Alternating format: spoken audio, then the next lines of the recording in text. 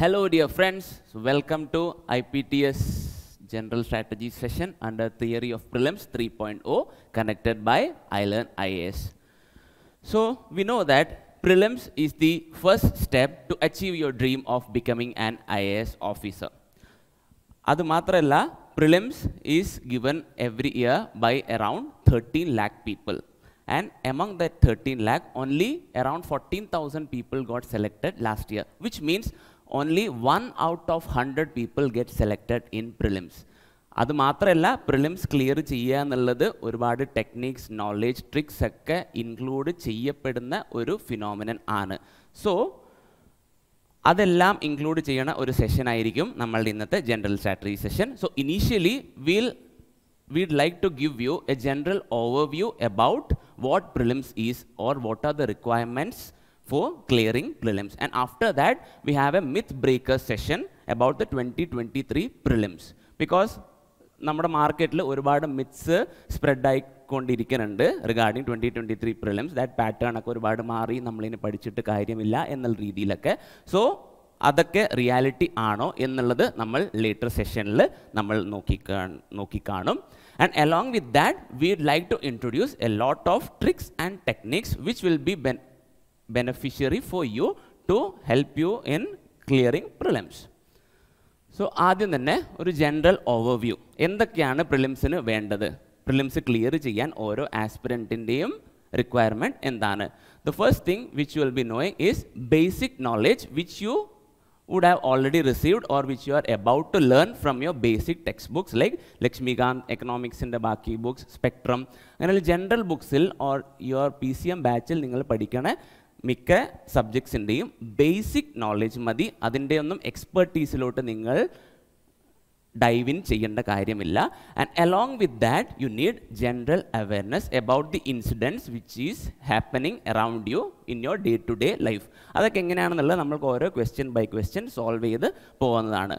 And this covers your knowledge part, and more important than that is objective or MCQ skills.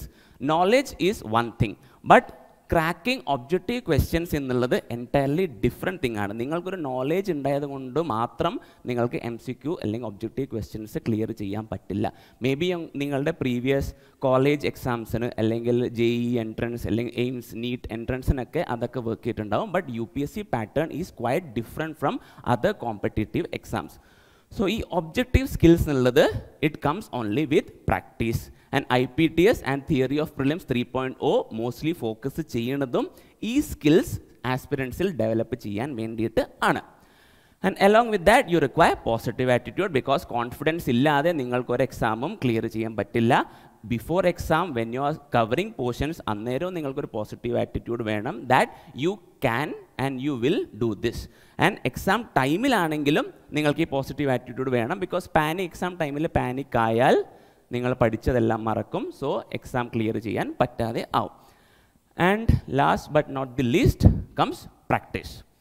ഈ പഠിച്ച കാര്യങ്ങളും സ്കിൽസൊക്കെ develop ചെയ്താലും even if you have the aptitude, ആ skill develop ചെയ്താൽ മാത്രമേ you can crack prelims. And always try to keep it simple, don't over think. ബാക്കി നിങ്ങളുടെ ചുറ്റിലും ഒരുപാട് പേര് aspirants with better qualifications or so called societal achievements ഒക്കെ അവർക്ക് ഉണ്ടാകാം. But it doesn't matter for UPSC prelims. UPSC prelims is always a level playing field for each and every single individual among us and around us. So എല്ലാം സിമ്പിളാക്കി വെക്കുക. അങ്ങനെ നമ്മൾക്ക് എല്ലാവർക്കും ഒരുമിച്ച് IPTS and theory of prelims 3.0 we can together crack prelims 2024. So next let's see how to approach a prelims paper. നിങ്ങൾ prelims paper attempt ചെയ്യുമ്പോൾ എന്തൊക്കെയാണ് നിങ്ങൾ ചെയ്യേണ്ട കാര്യങ്ങൾ എന്ന് നോക്കാം. How to attempt the paper.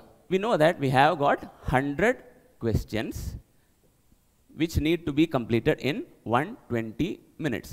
ഇതെല്ലാവർക്കും അറിയുന്നൊരു കാര്യമാണ്, അതിൻ്റെ ഡെപ്തിലോട്ട് ഞാൻ പോകേണ്ട കാര്യമില്ല. So we have got more than 1 minute for every question. So ഈ 100 ക്വസ്റ്റ്യൻസും നിങ്ങൾക്ക് അറിയുന്നതായിരിക്കുമോ? നെവർ. അതിൽ 50 അറിയുന്നതായിരിക്കുമോ? Not at all. നിങ്ങൾ എത്ര അറ്റംപ്റ്റ് ചെയ്ത് എത്ര പഠിച്ചാലും എത്ര ഡെപ്തിൽ എല്ലാ സബ്ജക്ട്സ് കവർ ചെയ്താലും ഈ 100ൽ 25 to 35 or maximum 40 questions മാത്രമേ നിങ്ങളുടെ ഓൾറെഡി സ്റ്റോർഡ് നോളേജിൽ അക്യുമുലേറ്റഡ് നോളേജിൽ നിന്ന് നിങ്ങൾക്ക് സ്ട്രെയിറ്റ് അവേ അല്ലെങ്കിൽ ഡയറക്റ്റ് ആയിട്ട് അറ്റംപ്റ്റ് ചെയ്യാൻ പറ്റുന്ന ക്വസ്റ്റ്യൻസ് ഉണ്ടാകുള്ളൂ. ബാക്കി എത്രയാ ഒരു 40 to 60 questions മോസ്റ്റ്ലി നമ്മളുടെ എഡ്യൂക്കേറ്റഡ് ഗെസ്സസ് അല്ലെങ്കിൽ the tricks and techniques which will B covering in the upcoming classes, അത് യൂസ് ചെയ്തിട്ടാണ് നിങ്ങൾ ബാക്കിയുള്ള ഇത്രയും ക്വസ്റ്റ്യൻസ് ക്രാക്ക് ചെയ്യാൻ പോണത്. And there will definitely B 10 to 20 questions which none of you or none of us will have any idea about. ഒരു idea ഇല്ലാത്തൊരു 10 to 20 questions എന്തായാലും ഉണ്ടാവും. അത് നമ്മൾക്ക് ഡ്രോപ്പ് ചെയ്തേ പറ്റുള്ളൂ, otherwise will end up getting negative marks. So അപ്പോൾ നമ്മൾ നേരത്തെ നോക്കിയ പോലെ നമ്മളുടെ ബേസിക് നോളേജ് വെച്ചിട്ട് ഒരു 25 to 40 ക്വസ്റ്റ്യൻസ് മാത്രമേ അറിയുള്ളൂ. ബാക്കിയുള്ള 50-60 ക്വസ്റ്റ്യൻസ് ക്രാക്ക് എങ്ങനെ ചെയ്യുന്നു, ആരൊക്കെ ചെയ്യുന്നു, those are the people who are going to clear prelims. അപ്പോൾ നമ്മൾ IPTSഉം തിയറി ഓഫ് പ്രിലിംസ് 3.0ഉം ഫോക്കസ് കംപ്ലീറ്റ്ലി ചെയ്യണത് ഈ പെർട്ടിക്കുലർ ഏരിയയിൽ തന്നെയാണ്. ഒബ്വിയസ്ലി കൺസെപ്ച്വൽ ക്ലാരിറ്റിയിലും ഫോക്കസ് ചെയ്യും. And above that we have an approach and strategy sessions in the upcoming sessions which will be focusing on all this. പിന്നെ വേറൊരു കാര്യം നിങ്ങൾ ഓർത്ത് വെക്കേണ്ടത് is iteration method or science of iteration.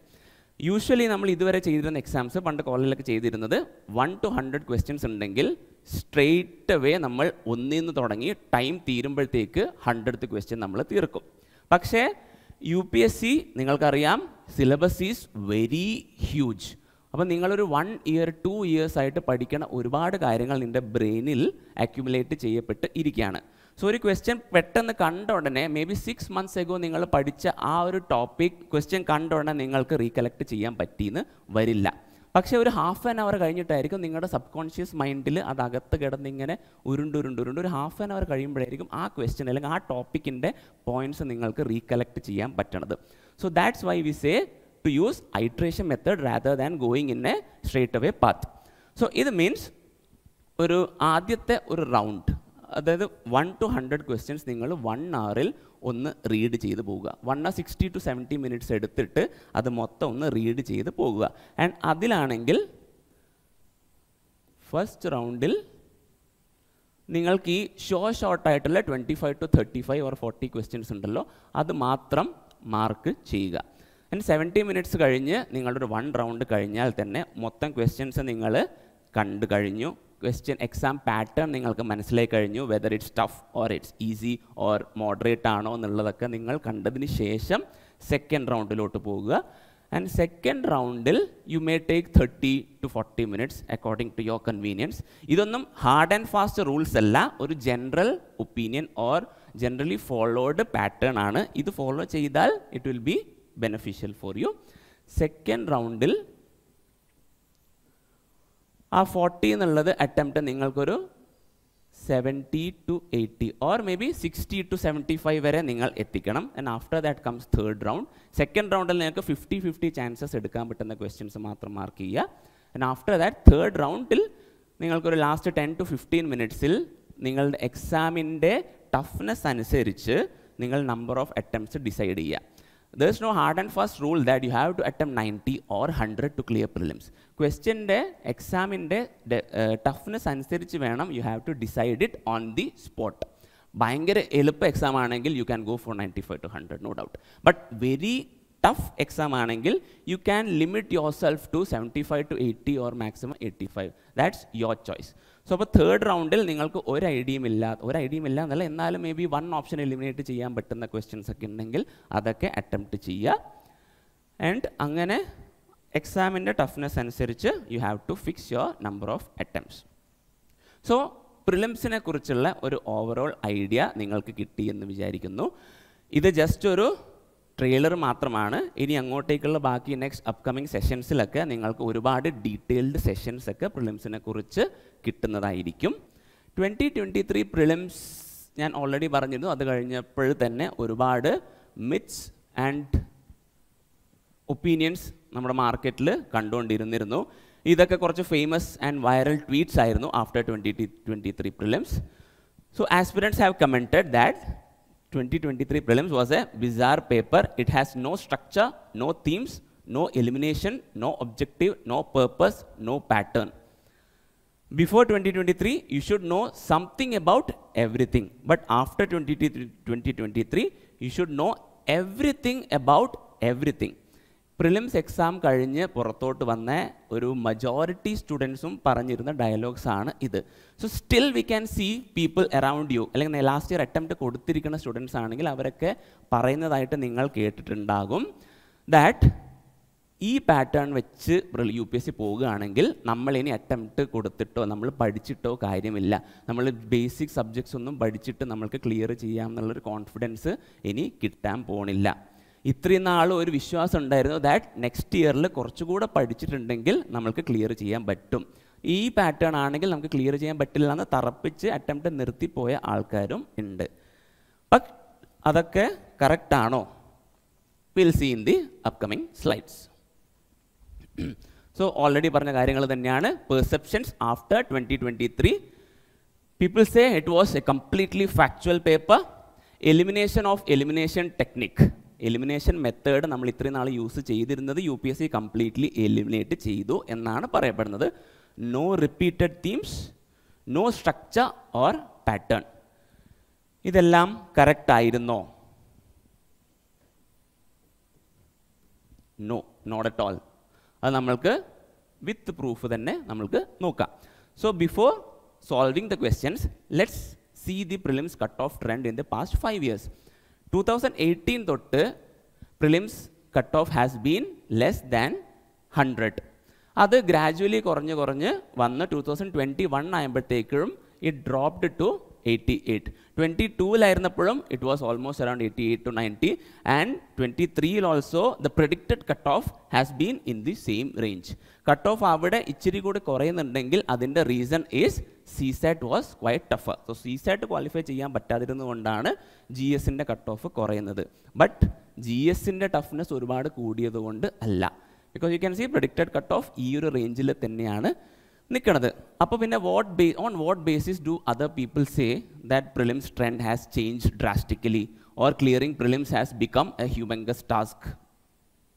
There is no answer for that. Subject wise breakdown നോക്കുകയാണെങ്കിലും 22-ൽ ചോദിച്ചിരുന്ന these big 6 subjects, നിങ്ങളുടെ PCM batch GS ബാച്ചസിലൊക്കെ ഈ 6 സബ്ജക്ട്സിന് ഒരുപാട് ഫോക്കസ് എന്തായാലും കൊടുത്തിട്ടുണ്ടാകും. സോ ആ സെയിം സബ്ജക്ട്സിൽ ചോദിക്കുന്ന almost same number of questions തന്നെയാണ് 2023-ലും ചോദിച്ചേക്കുന്നത്. They haven't diverted much from the usual pattern. So ഈ ബിഗ് 6 സബ്ജക്ട്സ് നിങ്ങൾ ഫോക്കസ് ചെയ്യുകയാണെങ്കിൽ ഡെഫിനറ്റ്ലി ഇതിലൊരു മജോറിറ്റി ക്വസ്റ്റ്യൻസും നിങ്ങൾക്ക് സോൾവ് ചെയ്യാൻ പറ്റും. And next, but there has been quite a few pattern changes in 2023 prelims.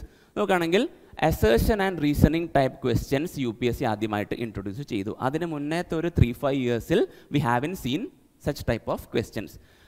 പിന്നെ which among the following statements are correct എന്ന് ചോദിക്കുന്നതിന് പകരം they changed the wording to how many statements are correct. ആദ്യം 3 statement തരും previous ഇയേഴ്സിലൊക്കെ, എന്നിട്ട് which among the following are correct എന്ന് ചോദിക്കുമായിരുന്നു. ഇപ്പോഴും same 2 or 3 sentence തരും, പക്ഷെ അതിനുശേഷം they ask how many statements are correct. ഇവിടെ എലിമിനേഷൻ കുറച്ചും കൂടി എളുപ്പമായിരുന്നു, ഇവിടെ അത്രയും എളുപ്പമല്ല. But that doesn't mean elimination technique has been eliminated. ഇവിടെയാണെങ്കിൽ നമുക്ക് ഒരുപാട് ക്വസ്റ്റ്യൻസിൽ എലിമിനേഷൻ ചെയ്യാൻ പറ്റുമായിരുന്നു. ആൻഡ് നെക്സ്റ്റ്, ഡയറക്റ്റ് ക്വസ്റ്റ്യൻസ് ഇച്ചിരി കൂടിയിട്ടുണ്ട്. And CSAT difficulty level has been tremendously increased. So CSAT-ന് ഫോക്കസ് എല്ലാവരും കൊടുക്കേണ്ടത് ഇരിക്കണം. അത് നമ്മൾ IPTS ആണെങ്കിലും ദിസ് ഇയർ ഒരുപാട് new changes and new pattern കൊണ്ടുവന്നിട്ടുണ്ട് to help students to clear CSAT in a much easier manner. So ഇതൊക്കെയാണ് പാറ്റേൺ ചേഞ്ചസ് ഉണ്ടായിരുന്നത്. ബട്ട് എത്രയൊക്കെ പാറ്റേൺ ചേഞ്ച് ചെയ്താലും UPSC prelims was, is and will always be a mind game. നിങ്ങൾ എത്ര knowledge ഉണ്ടോ അതൊക്കെ എങ്ങനെ യൂട്ടിലൈസ് ചെയ്യുന്നു using your brain, that's what matters the most. പേപ്പറിൻ്റെ പാറ്റേൺ മാറിയോ, പേപ്പറിൻ്റെ ടഫ്നെസ് മാറിയോ, അല്ലെങ്കിൽ നമ്പർ ഓഫ് ക്വസ്റ്റ്യൻസ് ആസ്ക് ചെയ്യണതോ, അല്ലെങ്കിൽ the way they are asking questions അതൊക്കെ മാറിയാലും ആ മൈൻഡ് ഗെയിം വെച്ചിട്ടാണ് എല്ലാ വർഷവും എല്ലാ സ്റ്റുഡൻസും UPSC പ്രിലിംസ് ക്ലിയർ ചെയ്യണത്. Because the number of aspirants clearing prelims has always been between 10,000 to 14,000, which varies according to the final number of vacancies. So എന്തായാലും എത്ര ടഫ് ക്വസ്റ്റ്യൻ പേപ്പർ ഇട്ടാലും ആ ഒരു around 12,000 people definitely prelims clear ചെയ്യുന്നുണ്ടല്ലോ. So toughness കൂടിയാൽ എന്ത് പറ്റും? Cut off താഴേക്ക് വരും. ബട്ട് അതിനു വേണ്ടി ഒബ്ജക്റ്റീവ് സ്കിൽസും ജനറൽ അവെയർനെസ്സും ബേസിക് നോളേജും വെച്ചിട്ട് പ്രിപ്പയർ ചെയ്തൊരു കുട്ടിയാണെങ്കിൽ ഡെഫിനറ്റ്ലി ആ ഒരു 12,000 വരാനുള്ള ചാൻസസ് ആർ ക്വൈറ്റ് ഹൈ. അതെങ്ങനെയെന്ന് നമുക്ക് നോക്കാം. Reality of prelims 2023. നമ്മളിപ്പോൾ പാറ്റേൺ ചേഞ്ചും അതിൻ്റെ മിത്തൊക്കെ കണ്ടു, റിയാക്ഷൻസ് കണ്ടു. സോ റിയാലിറ്റി അതാണോ? Let's see. All tricks and techniques നമ്മൾ അതിന് മുന്നേ 2023 പ്രിലിംസിന് മുന്നേ തന്നെ നമ്മൾ ഫോളോ ചെയ്തിരുന്ന അല്ലെങ്കിൽ എല്ലാവർക്കും പറഞ്ഞു കൊടുത്തിരുന്ന ഒരുപാട് ട്രിക്സ് ആൻഡ് ടെക്നിക്സ് ഒക്കെ ഉണ്ട്. അതൊക്കെ റിയാലിറ്റിയിൽ യൂസ് ചെയ്യാൻ പറ്റിയോ? അത് നമ്മൾക്ക് question by question will look into that. Conceptual clarity, that also mattered very much. Power of PYQs നിന്നും പിന്നെയും റിപ്പീറ്റഡ് ക്വസ്റ്റ്യൻസ് നമ്മൾക്ക് ഒരുപാട് കാണാൻ പറ്റിയിട്ടുണ്ട് ലാസ്റ്റ് ഇയറിൽ തന്നെ. ആൻഡ് NCERT ബേസ്ഡ് ഡയറക്റ്റ് ക്വസ്റ്റ്യൻസും അത്യാവശ്യം വന്നിട്ടുണ്ടായിരുന്നു. സോ ഈ പഴയ ടെക്നിക്സ് യൂസ് ചെയ്തിട്ട് തന്നെയാണ് നമ്മളുടെ ചുറ്റുവട്ടത്തുള്ള ഒരുപാട് പേര് പ്രിലിംസ് ക്ലിയർ ചെയ്തത്. So if you have noticed people clearing prelims, people who have cleared prelims in the past few years, ആ ആൾക്കാരൊക്കെ തന്നെ 2023ലും പ്രിലിംസ് ക്ലിയർ ചെയ്തിട്ടുണ്ട്. നമ്പർ ഓഫ് ക്വസ്റ്റ്യൻസ് അല്ല, പാറ്റേൺ ഓഫ് ക്വസ്റ്റ്യൻസ് ഒക്കെ ഒരുപാട് ചേഞ്ച് ചെയ്തു. പക്ഷേ ആ ഒരു ഒബ്ജക്റ്റീവ് സ്കിൽസ് ആൻഡ് നോളേജ്, ആ ഒബ്ജക്റ്റീവ് ക്രാക്കിംഗ് സ്കിൽസ് ഉള്ളവർക്ക് എങ്ങനെ ക്വസ്റ്റ്യൻ കൊടുത്താലും അത് ക്ലിയർ ചെയ്യാം എന്നുള്ളൊരു പ്രൂഫ് കൂടിയായിരുന്നു ഇത്. സോ ഇതങ്ങനെ ആർക്കും ഇൻബോൺ കിട്ടുന്ന ഒരു സ്കില്ലോ ടാലൻറ്റോ അല്ല. This talent comes with practice. അപ്പോൾ ഈ പ്രാക്ടീസ് എല്ലാവർക്കും, എല്ലാ ബാക്ക്ഗ്രൗണ്ടിലുള്ള സ്റ്റുഡൻസിനും ഡൈജസ്റ്റ് ചെയ്യാൻ പറ്റുന്ന രീതിയിലുള്ള ഒരു പ്രോഗ്രാമാണ് നമ്മൾ തിയറി ഓഫ് പ്രിലിംസ് 3.0ൽ പ്ലാൻ ചെയ്തിരിക്കുന്നത്. ഓക്കെ, സോ ഇതിൻ്റെയൊക്കെ പ്രൂഫ് എന്താണെന്ന് നമുക്ക് നോക്കാം. All tricks and techniques. So the first one is possibility statement എന്നുള്ള ഒരു ട്രിക്ക്. സോ മിക്ക സ്റ്റേറ്റ്മെൻറ്റ്സിലും ക്യാൻ, മേ, സം എന്നുള്ള വേർഡ്സ് ഉണ്ടെങ്കിൽ we consider them as possibility enhancers. We know that നമ്മുടെ യൂണിവേഴ്സിൽ എന്തെടുത്താലും അതിൽ എല്ലാ ഡൈവേഴ്സ് സെക്ടേഴ്സ് അല്ലെങ്കിൽ ഡൈവേഴ്സ് ഫീൽഡിലും അതിന് പ്രസൻസ് ഉണ്ടാകും. എവിടെ നോക്കിയാലും ഏതൊരു യുണീക്ക് ടോപ്പിക് ഉണ്ടെങ്കിലും അതിൻ്റെയൊക്കെ ഒരു എക്സെപ്ഷണൽ ഐറ്റംസ് നമുക്ക് കാണാം. ഇപ്പം നമ്മുടെ സോളാർ സിസ്റ്റത്തിൽ നോക്കുകയാണെങ്കിൽ തന്നെ majority of the planets rotate in the counterclockwise direction. പക്ഷേ അവിടെയാണെങ്കിലും Venus rotates in the opposite direction. So അങ്ങനെ അപ്പോൾ we can't ever say all planets rotate in the counterclockwise direction. അപ്പോൾ അങ്ങനെ ഓൾ എന്ന് വരികയാണെങ്കിൽ അതൊരു എക്സ്ട്രീം സ്റ്റേറ്റ്മെൻറ്റായി. But some rotate in clockwise എന്ന് പറയുകയാണെങ്കിൽ സം അതൊരു പോസിബിലിറ്റിയാണ്. അപ്പോൾ the may be 1 or 2 which is exceptional. ആ ഒരു തോട്ട് പ്രോസസ്സ് വെച്ചിട്ട് നിങ്ങൾക്ക് ചില ക്വസ്റ്റ്യൻസ് സോൾവ് ചെയ്യാൻ പറ്റും. സോ ഈ ക്വസ്റ്റ്യൻ നോക്കുകയാണെങ്കിൽ some microorganisms can grow in environments with temperature above the boiling point of water.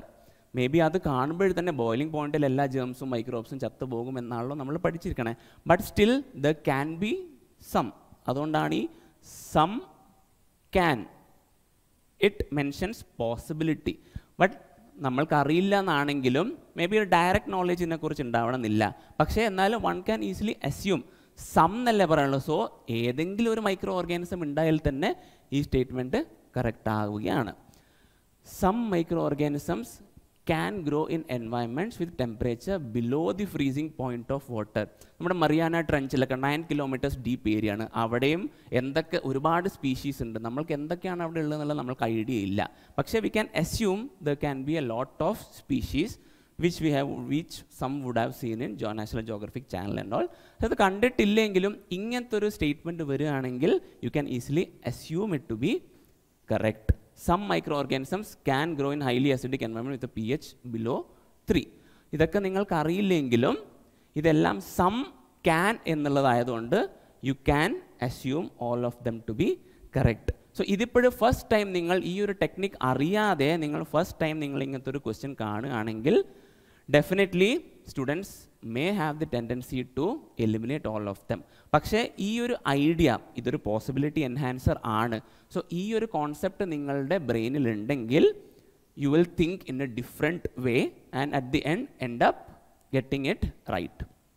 ഇവിടെയാണെങ്കിലും some mushrooms have medicinal properties, some mushrooms have psychoactive properties, some mushrooms have insecticidal properties, some mushrooms have bioluminescent properties.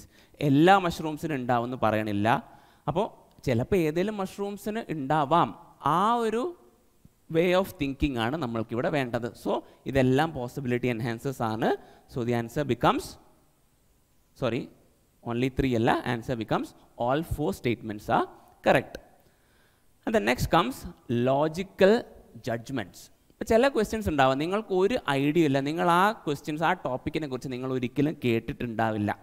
പക്ഷേ ഒരു general logic വെച്ചിട്ട്, general awareness about your surroundings വെച്ചിട്ട് നിങ്ങൾക്ക് സിമ്പിളായി ചിന്തിച്ചാൽ ആ questions tackle ചെയ്യാൻ പറ്റാവുന്നതാണ്.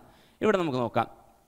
Which one of the following makes a tool with a stick to scrape insects from a hole in a tree or a log of wood?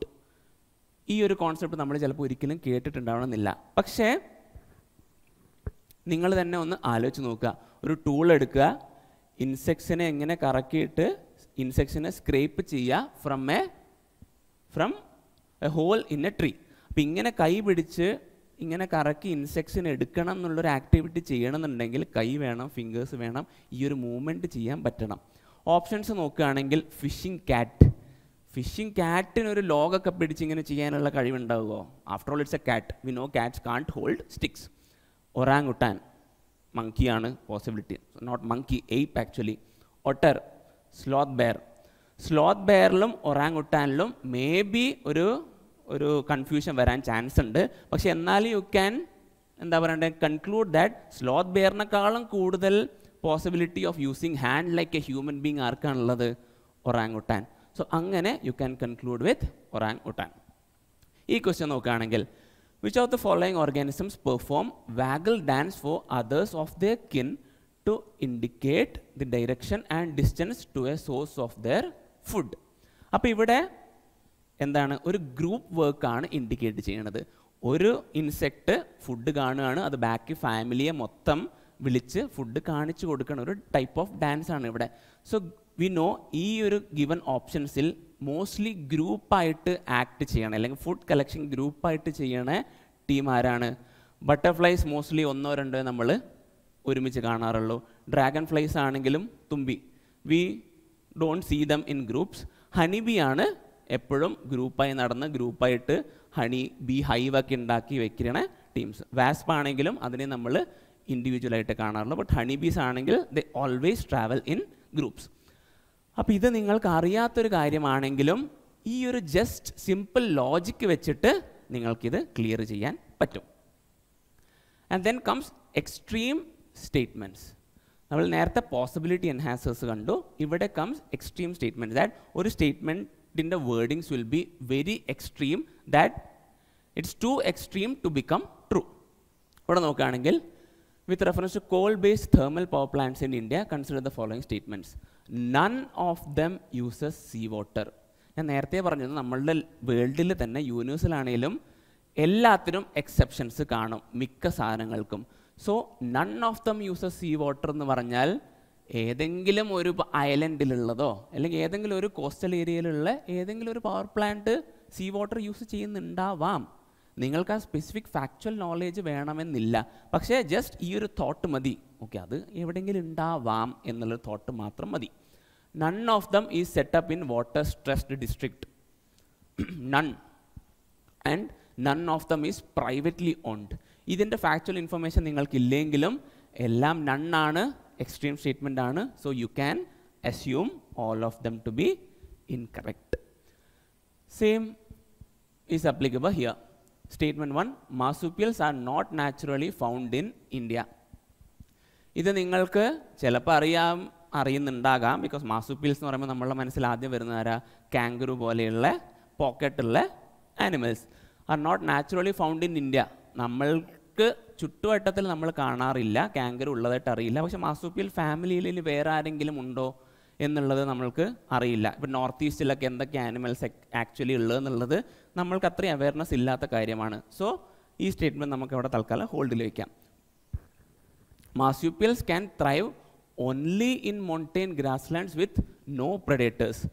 ഈ only in mountain grasslands എന്ന് പറയുമ്പോൾ ഒരു extreme statement ആണ്. Because കാംഗറൂവിനെ കുറിച്ച് നിങ്ങൾ ഓർക്കുക, കാംഗറൂ എവിടെയാണ് കാണുന്നത്? ഓസ്ട്രേലിയയിലൊക്കെ ബാരൻ ഏരിയ അല്ലെങ്കിൽ ഗ്രാസ്ലാൻഡ്സിലാണ് അവർ കാണുന്നത്, and not in mountain plain ഏരിയാസിലാണ് കാംഗറൂസിൻ്റെ ഫോട്ടോസ് നമ്മൾ യൂഷ്വലി കാണാറ്. സോ ഇതൊരു എക്സ്ട്രീം സ്റ്റേറ്റ്മെൻ്റ് ആകുന്നു. So if you eliminate this, the answer becomes statement 2 is incorrect എന്നുള്ള ഓപ്ഷൻ ഈസ് സി. അങ്ങനെ ജസ്റ്റ് നോളേജ് ഇല്ലെങ്കിലും എക്സ്ട്രീം സ്റ്റേറ്റ്മെൻറ്റ്സിൻ്റെ വേർഡിങ്സ് വെച്ചിട്ട് you can tackle these questions. And then comes an important trick, lateral thinking. Lateral thinking എന്ന് വെച്ചാൽ നിങ്ങൾ ഒരുപാട് കാര്യം പഠിച്ചിട്ടുണ്ടാവും. ആ നോളേജ് നിങ്ങൾ ഡയറക്റ്റ്ലി മാത്രം ചിന്തിച്ച് അപ്ലൈ ചെയ്യരുത്. അതായത് ഒരു ക്വസ്റ്റ്യൻ ആ ഡയറക്റ്റ് ടോപ്പിക്കിൽ നിന്ന് വന്നില്ല, അതിന് ഇൻഡയറക്റ്റ് ആയിട്ട് ചോദിച്ചാൽ നിങ്ങൾ എന്താ ചെയ്യേണ്ടത്? ബ്രെയിനെ ലാറ്ററലി അല്ലെങ്കിൽ ഒരു ബ്രെയിൻ സ്റ്റോം ചെയ്ത് വൈഡർ ആംഗിൾസിൽ നിങ്ങൾ തിങ്ക് ചെയ്യാൻ വേണ്ടി ശ്രമിക്കുക. For example, consider the following heavy industries: fertilizer plants, oil refineries, steel plants. Green hydrogen is expected to play a significant role in decarbonizing how many of the above industries? നിങ്ങൾ മിക്കവാറും ഈ 2023 പ്രിലിംസിന് മുന്നേ ആണെങ്കിലും ഇപ്പോഴാണെങ്കിലും green ഹൈഡ്രജനെ കുറിച്ച് പഠിച്ചിട്ടുണ്ടാവാം, green ഹൈഡ്രജൻ്റെ applications പഠിച്ചിട്ടുണ്ടാവാം. പക്ഷേ ഏതൊക്കെ ഇൻഡസ്ട്രീസിൽ അവർ directly apply ചെയ്യാറുണ്ട് അല്ലെങ്കിൽ യൂട്ടിലൈസ് ചെയ്യാറുണ്ട് എന്നുള്ളത് you might not have factually by hearted. So അപ്പോൾ അങ്ങനെ നോക്കുകയാണെങ്കിൽ ഡയറക്റ്റ് ആപ്ലിക്കേഷൻ ഓഫ് നോളേജ് വെച്ചിട്ട് നിങ്ങൾക്കിത് ക്രാക്ക് ചെയ്യാൻ പറ്റില്ല. പക്ഷേ ഒരു ലാറ്ററലി നിങ്ങൾ ആലോചിക്കുകയാണെങ്കിൽ ഏതൊരു ഇൻഡസ്ട്രി ആണെങ്കിലും, ഇൻഡസ്ട്രി എ ആണെങ്കിലും, ഇറ്റ് റൺസ് ഓൺ എനർജി.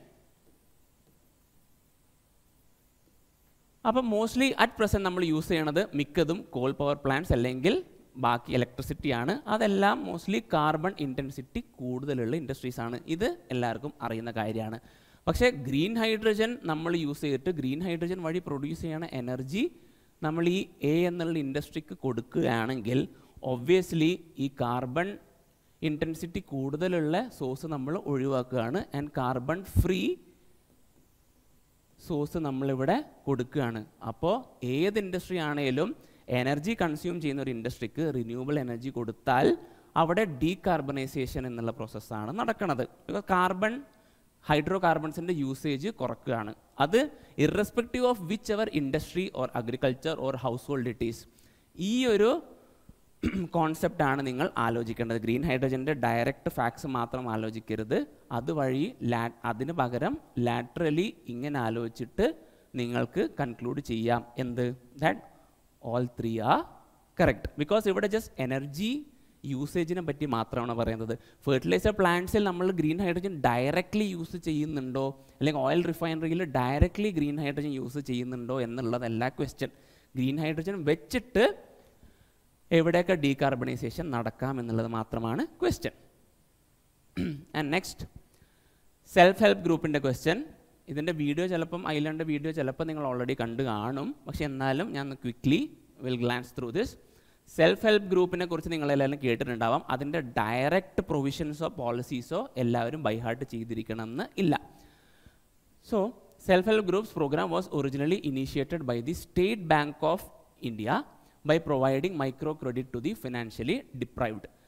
ഇപ്പോൾ നിങ്ങൾക്ക് ഇതിൻ്റെ ഡയറക്റ്റ് ആരാ SHG പ്രോഗ്രാം ഇനീഷ്യലി കൊണ്ടുവന്നതെന്നുള്ളത് നോളേജ് നിങ്ങൾക്ക് ഉണ്ടാവണം എന്നില്ല. പക്ഷേ നിങ്ങൾ ബ്രോഡായിട്ട് ചിന്തിക്കുകയാണെങ്കിൽ സ്റ്റേറ്റ് ബാങ്ക് ഓഫ് ഇന്ത്യ എന്നുള്ളത് is a public sector company or a public sector bank. So government schemes are usually implemented or launched by government ministries അല്ലെങ്കിൽ government departments or to the max government regulatory bodies like RBI, NABARD അങ്ങനത്തെ bodies ആണ് launch ചെയ്യാറ്. So SBI എന്നുള്ളത് is a just another bank. So government programs SBI എന്നുള്ളൊരു company normally launch ചെയ്യാറില്ല. So ആ ഒരു way of thinking ആണ് നിങ്ങൾ അറിയില്ല എന്നാണെങ്കിലും ഒരു SBI ഒരു ഗവൺമെൻറ് പ്രോഗ്രാം ലോഞ്ച് ചെയ്യില്ല എന്നുള്ളൊരു ലാറ്ററൽ തിങ്കിങ് ആണ് നിങ്ങൾക്കിവിടെ വേണ്ടത്. അപ്പം അങ്ങനെ ഈ സ്റ്റേറ്റ്മെൻറ്റ് നിങ്ങൾക്ക് എലിമിനേറ്റ് ചെയ്യാം. ദെൻ അല്ലെങ്കിൽ ഇത് നബാർഡ് ആണ് എന്ന് നിങ്ങൾക്ക് അറിയാമെങ്കിൽ SHG റൂറൽ ഡെവലപ്മെൻറ്റ് പ്രോഗ്രാംസ് ഒക്കെ നോർമലി നബാർഡാണ് ലോഞ്ച് ചെയ്യാറ്. ആ ഡയറക്റ്റ് ഇൻഫർമേഷൻ നിങ്ങൾക്കുണ്ടെങ്കിൽ straight away you can eliminate that statement. പക്ഷേ ഡയറക്റ്റ് ഇൻഫർമേഷൻ ഇല്ലാതാണെങ്കിൽ ഈ രീതിയിൽ നിങ്ങൾ ലാറ്ററലി തിങ്ക് ചെയ്തിട്ട് അത് എലിമിനേറ്റ് ചെയ്യുക. The next statement, in SHG, all members of a group take responsibility for a loan that an individual member takes. SHG എന്ന് പറയുമ്പോൾ നിങ്ങളുടെ മനസ്സിൽ ആദ്യം എന്താ വരിക? കുടുംബശ്രീ. കുടുംബശ്രീയിൽ എന്താ സംഭവിക്കുന്നത്? എല്ലാവരും ഒരു ചിട്ടി പോലെ everybody puts in money and they share and they give it on loan to somebody else. But ആ ഷെയർ ചെയ്യുന്ന ആൾക്കാർ തന്നെയാണ് മൊത്തം റെസ്പോൺസിബിലിറ്റി എടുക്കുന്നത്. ഇത് നിങ്ങളുടെ ചുറ്റിലും നടക്കണ ഒരു സർക്കംസ്റ്റാൻസ് വെച്ചിട്ടുള്ള ക്വസ്റ്റ്യൻ ആണ്. സോ അതിനാണ് നമ്മൾ ജനറൽ അവയർനെസ് എന്ന് ആദ്യമേ പറഞ്ഞിരുന്നത്. സോ ഇത് one can assume it to be correct. Then the regional rural banks and scheduled commercial banks support SHGs. അതൊരു എക്സ്ട്രീം സ്റ്റേറ്റ്മെൻ്റ് അല്ല, ഒരു പോസിബിലിറ്റി അവിടെ ഉണ്ട്. Because regional rural bank, scheduled commercial banks അവരുടെ ജോലി എന്താ? ലോൺ കൊടുക്കുക. അവർക്ക് കസ്റ്റമറിന് റെസ്ട്രിക്ഷൻസ് ഒന്നുമില്ല ദാറ്റ് ഇന്ന ആൾക്കാർക്ക് കൊടുക്കരുത്. ഏതൊരു കസ്റ്റമർ വന്നാലും ബിസിനസ് ഇംപ്രൂവ് ചെയ്യാൻ വേണ്ടിയിട്ട് they will give the service. So അങ്ങനെ ഇതും ഒരു ജനറൽ അണ്ടർസ്റ്റാൻഡിങ്ങിൽ we can assume it to be correct and thus the answer becomes only 2. And then comes elimination technique. ഇവിടെ it's a polity question. The Constitution Day is celebrated on 26 November every year to promote constitutional values. ഇപ്പോൾ ആസ്പിറൻസിന് ചിലപ്പം exam ടൈമിൽ ആ stressed എൻവയൺമെൻറ്റിൽ ചിലപ്പോൾ doubt ഉണ്ടാകും, constitution day എന്നുള്ളത് ജാനുവരി 26 ആണോ അതോ നവംബർ 26 ആണോ. അത് may be U can conclude that January 26 എന്നുള്ളത് റിപ്പബ്ലിക് ഡേ ആണ്. സോ ഇതായിരിക്കില്ല എന്ന് വേണമെന്നുണ്ടെങ്കിൽ നിങ്ങൾക്ക് കൺക്ലൂഡ് ചെയ്യാം, പക്ഷേ ഒരു ഡൗട്ട് വരാൻ ഇവിടെ ചാൻസ് ഉണ്ട്. So let's move on to next statement. On 26 November 1949, the Constituent Assembly of India set up a drafting committee under the chairmanship of B.R. Ambedkar to prepare a draft constitution of India.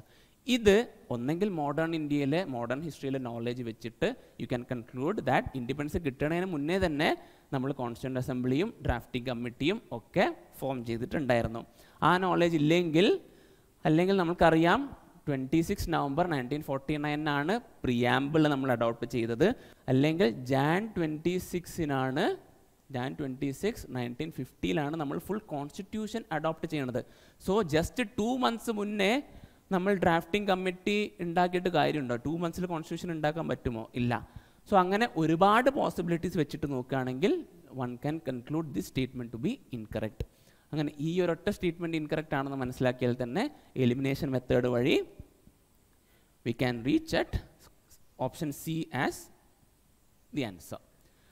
പിന്നെ വേറെ elimination technique use ചെയ്യാൻ പറ്റുന്ന സ്ഥലമാണ് Supreme Court of India has held in some judgments that the reservation policies made under Article 16(4) of the Constitution of India would be limited by Article 335 for maintenance of efficiency of the administration.